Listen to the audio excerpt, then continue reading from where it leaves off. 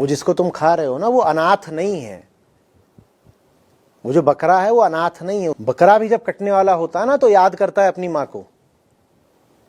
माँ को याद करता है जब बकरा, तो कौन सी बकरे की माँ? बकरी नहीं, प्रकृति माँ।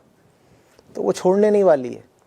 कोई भी प्राणी जब मर रहा होता है, देखा कितनी जोर से वो रिरियाता है, घिघियाता है, वो याद कर रहा है, वो आवाज पुकार भेज रहा है, वो माँ को बोल रहा है कि ये देखो मेरे साथ कुछ गलत हो रहा है माँ। और ये वो पल आता है जब देवी के क्रोध की कोई सीमा नहीं रहती।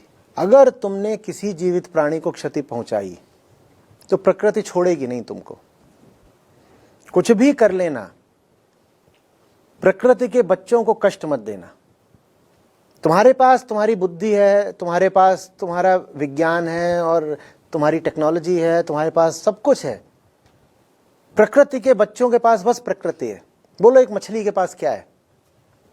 मछली कुछ नहीं इकट्ठा करती, उसने अपने आप को पूरे तरीके से प्रकृति भरोसे छोड़ रखा है। वही हाल मुर्गे का है, बकरे का है, जंगल के सब प्राणियों का है, पौधों का है, पेड़ों का है। वो कुछ इकट्ठा नहीं करते, वो अपनी सुरक्षा कोई उपाय नहीं करते। वो क्या बोलते हैं कि हमारी सुरक्षा का दारोमदार किसका है? प्रकृति का है। माँ ने पैदा किया, माँ संभाले, ये सब जीव बोलते हैं। तो जब तुम जा करके पौधों को, पक्षियों को, पशुओं को हानि देते हो, तो बस एक ही है जो उनको बचाने की जिम्मेदारी रखता है और वही कुपित होगा। कौन है वो? माँ, प्रकृति। प्रकृति की दृष्टि में बड़े से बड़ा अपराध ये है कि तुमने उसके बच्चों को दुख दिया, मारा, खाया, जो भी करा। जब भी तुम किसी प्राणी को दुख दो, ये अच्छी तरह जान लेना वो किसी का बच्चा है वो। और मुर्गे को जब खाओ तो ये मत सोचना कि वो मुर्गी का बच्चा है, वो प्रकृति का बच्चा है। ये सामने काली खड़ी है ना, वो जो तुम मुर्गा खा रहे हो, वो काली की औलाद है।